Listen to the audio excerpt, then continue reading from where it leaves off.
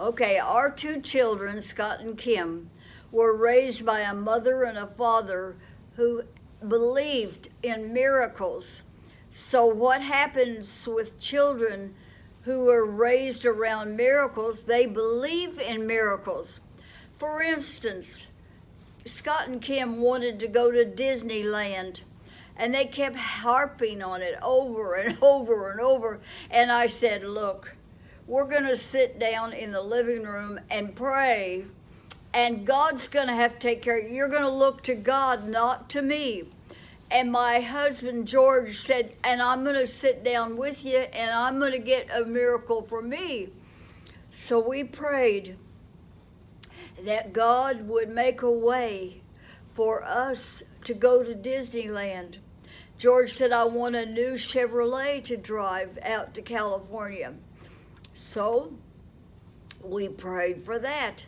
Well, it wasn't too long till we needed to go to California to go on a mission trip.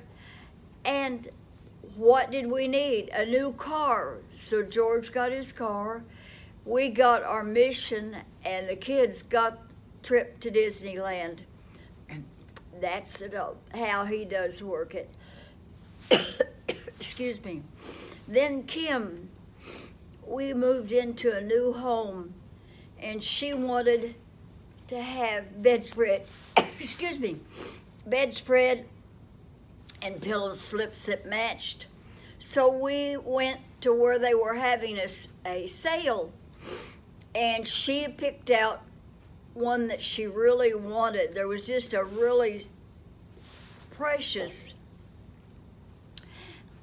flower thing, and so we were looking and we found one.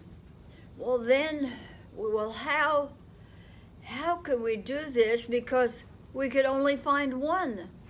So we stopped in the store and prayed, and we turned around, and there was a table full of the pretty ones that we hadn't seen them before. I said, God, did you just slip them in there, or were they there and we just didn't see them before? Scott was a boy of great faith. He called to me. I went to kiss him goodnight, and I felt his heart. Oh, it was hot. He was sick. I said, well, let me go get some aspirin, and you can take that. He said, no, Mom, you just lay hands on me and pray. And so that is what I did, and I felt him become cool under my hands. It wasn't Mom's faith that did it. It was Scott's faith. We were in Africa as missionaries, and George was back in the States getting some things, and Scott developed appendicitis, and we had to have them removed, and went to a mission hospital.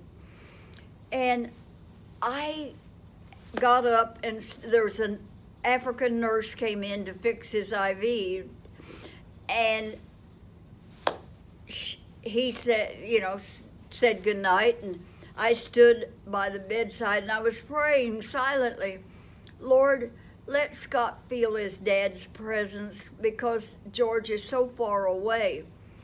Well, pretty soon Scott's eyes popped open, and he went, oh, Mom, it's you. I thought it was Dad came in the room. His dad's thousands of miles away.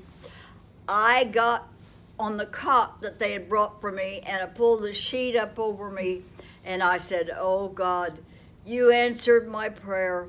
And Scott feels his dad's presence right here now. We had so many evidence, and I wrote a book called Kids Mountain Moving in Faith, because those children they were raised up with faith and never gave up. They didn't doubt that they could ask their daddy God in heaven for miracles, and they'd get them. And they had miracle after miracle after miracle when they were just young children, maybe 5, 6, 7, 8, as they got older. They were miracle-believing kids. And that's our mountain-moving faith story. That's okay.